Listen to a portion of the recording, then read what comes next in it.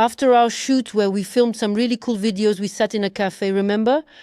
At this Japanese restaurant Kunta on the Palm, here in Dubai. Besides, we are currently in Dubai. And you told me a story. If you agree, and I don't know if you'll want to or not, could you start with this story? Of course I can. You see, this story was a very important moment, a real turning point in your life. And I'm sure that many people today, even today, will be able to identify with it. Either they have already experienced a similar story or they are currently experiencing it. Remember, you said you had debts and you were in a room. Do you remember? That's right. I had about 27 million rubles of debt. I lived In a small room without a toilet or a shower. To go to the toilet or take a shower, I had to go to the neighboring building, the Zebra. This is the Zebra gym, open 24 hours a day. And so, I would go there for the toilet and shower. And at that time it was like that every day. I was really threatened a lot. I looked forward to every day. I woke up, I was happy just to have woken up today. Because I still had one more day to become someone, to accomplish something. And at some point there was nothing left in my life. Absolutely nothing. There wasn't even a single person who would lend me 1,000 rubles. And I remember there were 3 days where I slept on the beach, just outside. And so I was left alone with myself. And I realized that my whole life was like that, because I was like that at that time. Nobody knew it. Before we continue, one question too. Where does this 20 million debt come from? The musical field? That's how it is. I had no experience. I dreamed of being a producer and musician. And that's why I got into production. I thought I didn't sing well enough yet to promote myself as a musician. And I met people who I thought sang really well. I believed in them and I started investing in their music. And there were a lot of artists, about 7 in total. And every song there, and I didn't have any experience at that time, that is, I received 20 million rubles. Actually, that was my training to become a producer. So it was a very tough training, but it was perfect. That is to say, now I know absolutely everything about it. I understand absolutely everything. So for each song you do a test that costs 500,000 rubles. That is, for targeting, for passives. So you use all kinds of mechanics to make a song popular. That's it. And so I acquired knowledge every time I went out. You do more and more, in one genre, in another, in a third. And so in a few years, hey presto, 21 million. So you're saying you were threatened, is that it? Yes. So what did they tell you? You know, I was taking money from very different characters. And people interact in different ways. And yes, there were people who said that. Some would say, we're going to file a report. Others would say, we're going to cause you physical harm. Physically, right? Differently. But you know, it taught me everything and made me wiser. And I saw what people can do for money. A change. It's not that I place money above or below anyone. It's just that when money is placed above human relationships, the relationships become more complicated. In other words, as long as there's a human relationship, those people can earn money back even if they've lost everything. They can rebuild a house if it burns down. They can achieve anything, as long as that human relationship is there between them. But if something becomes more important than their human relationship, then it destroys everything. So it turns out you were left with these debts and you're saying, I just locked myself in that room and I understood that it was very important to do something at that moment. Tell us about that specific moment of insight you had, when you'd wake up in the morning and you understood that you couldn't even go outside, as you said, because you knew it was dangerous. No, actually I did go out, even though I knew it was dangerous. I still went out because I had to do something. In general, they were still reasonable. Absolutely, yes. And I would explain to them, they could see that I was really working every day. Meaning, every day I don't drink, I don't smoke, I don't do any of that. In fact, I really work all day long. I just couldn't make it work. I lacked experience. And so, my lack of experience meant that it wasn't working out for now. But that didn't mean I lost faith that one day I would succeed. Besides, it all came down to this. Either I woke up today, which means I have the opportunity to do something, or I didn't wake up. It's as simple as that. If I didn't wake up, there's no problem. If I did wake up, there's still no problem. There are opportunities. opportunities to do something. In other words, I couldn't resign myself to it, and I didn't want to resign myself to it. And at that moment, the best thing that happened to me was that I understood that my whole life was this way only because that's who I am. Meaning, no one is to blame. No matter how other people behave towards me, no matter what they say, none of them are guilty. My whole life is this way only because I gave it my attention. That's how I perceive it. And that's it. And it's only for that reason that I felt all of that. And so, upon realizing that, I let everything go and I gave it all up. I literally stopped holding grudges against anyone, getting offended, worrying about anything, being afraid. All of that was just holding me back, just hindering me. It was all just happening in the mind. And I just let all of that go. I gave it up. And I simply started to do everything with joy and love. That is, I stopped trying to be clever, with joy and love. And just like that, literally 1 month later, my whole life changed. When a thought of worry, anger, or something else comes to mind, I see it, I accept it, and then I try to think in another direction. Something opposite, for example, that everything is fine, everything is great, that a meeting will happen, that something will work out, everything in that direction. And all of that changed in a single month, my whole life. Look, well, if I invited you onto the podcast, it's precisely because I myself am a person who works with people, who works on her way of thinking, who is very interested in the topic of mindfulness and so on. Very recently, seeing you, and we'll come back to this, of course, we'll talk about it, I understood that you had experienced a very strong and powerful spiritual growth. In other words, I work with people, and with medicine, I repeat, I see when there is a temporary awakening in people, let's call it that. That is, it happens, I see it, I see the person's gaze. And then the medicine shows what is possible, and then the person returns to their previous state. But seeing you a week ago, after these practices that we'll talk about later, I understood that I had never before seen an awakened person who remained in that process and in, let's say, in this matrix of our life. It really surprised me a lot. I told myself, wow, we have to talk about this. But before we go any further, I want to emphasize this point. It's very important. You say, I removed everything from myself, I left everything behind, and everything changed in a quantum way in 1 month. Right now, I don't know how many people will be watching. I think on Instagram, it will be an audience of several million.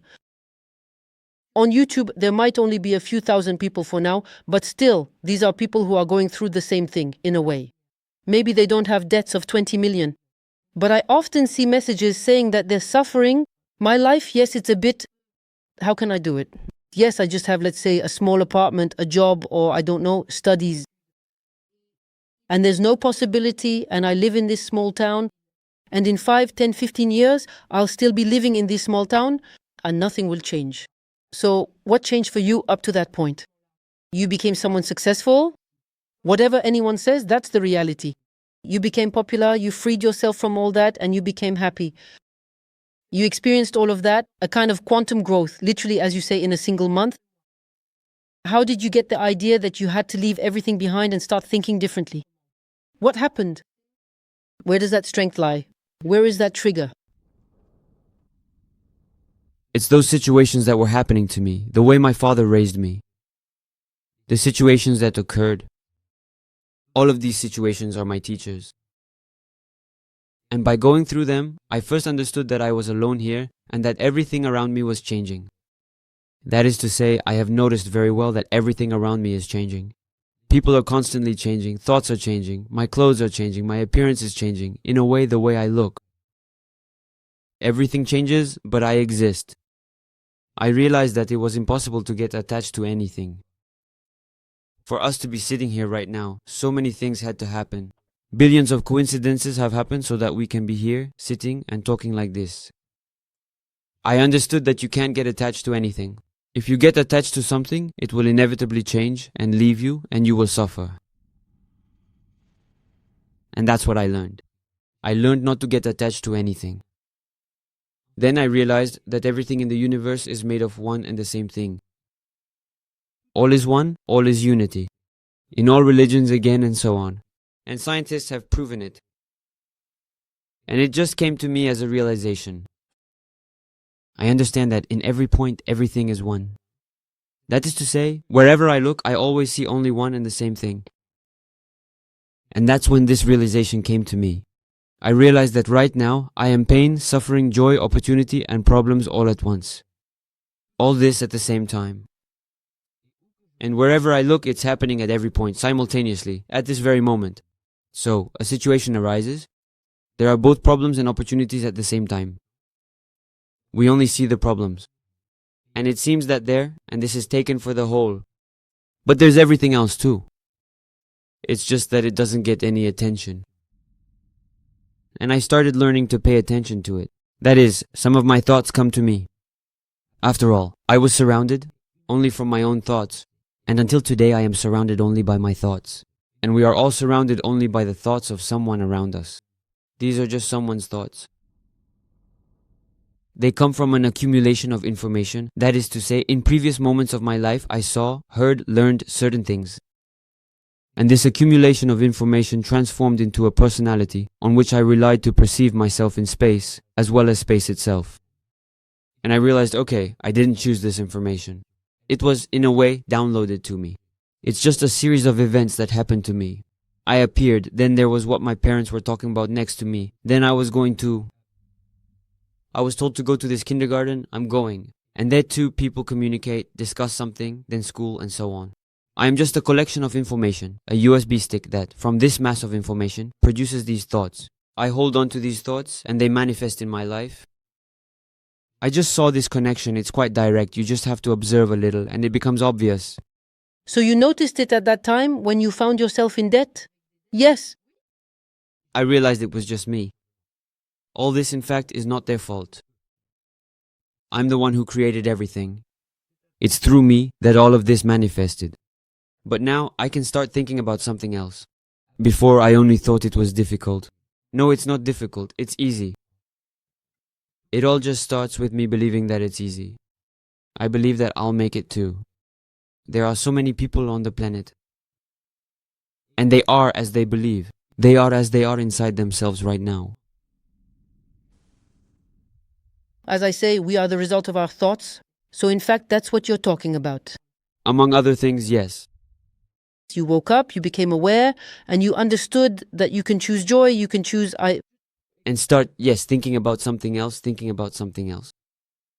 I understood that these thoughts, they come and go, and I thank them for coming. And how can I think differently?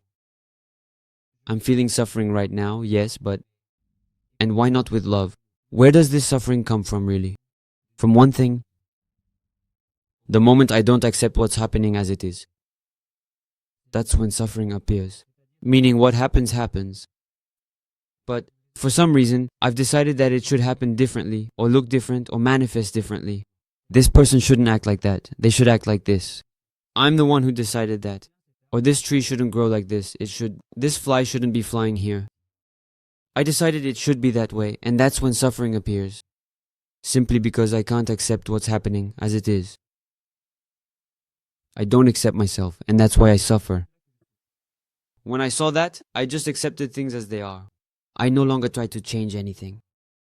But that came a bit later. At that moment, I was still trying to change it. And I was changing my thoughts, yes. So it was still great.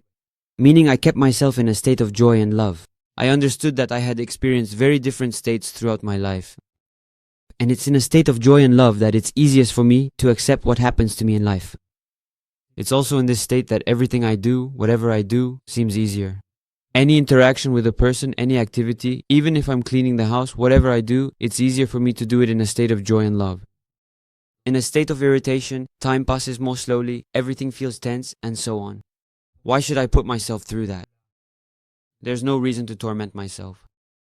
I've already tormented myself so much. What else can I do with this body? Keep going, live the next moment. Why should I make myself suffer?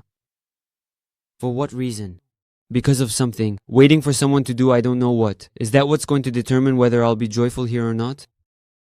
When some number somewhere changes, is that what will determine if I'll be happy now or not? I understood that no. I'm going to live my life in this wonderful state.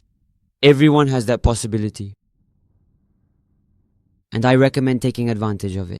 But why don't people take advantage of it, in your opinion? Let's say, I completely understand what you're saying, but imagine there's someone sitting there thinking, yeah, that's easy for you to say when you live in Dubai and you're sitting there. Even though we've already explained the backstory, some people will say you're just talking nonsense. What is he even talking about? I don't get it at all. It's just a bunch of nonsense. Well, yes, when you think that my reality is different. And mine is too. I can't talk about joy when my children aren't fed. So where does it all change? Where is the change happening? Yes, that's right. Where should the changes in your life begin? Where should these transformations start? And how long are you going to wait for them to start somewhere out there? Why not become responsible? Totally responsible. If my being joyful now or not depends on something, somewhere, am I really going to wait for someone to do something somewhere so that I can become joyful here? Can I allow myself to be joyful right now and stay in that state? Because what's happening is already happening. I can't change it. But you still have to do something, right? So it's better to start from here. In what state is it easier for me to accept what's happening to me right now? In what state is it easier for me to start doing something about what's happening, right? From a state of joy and love. Can I become joyful now or feel love? Simply accept things as they are. In fact, there is a universal remedy for every single person.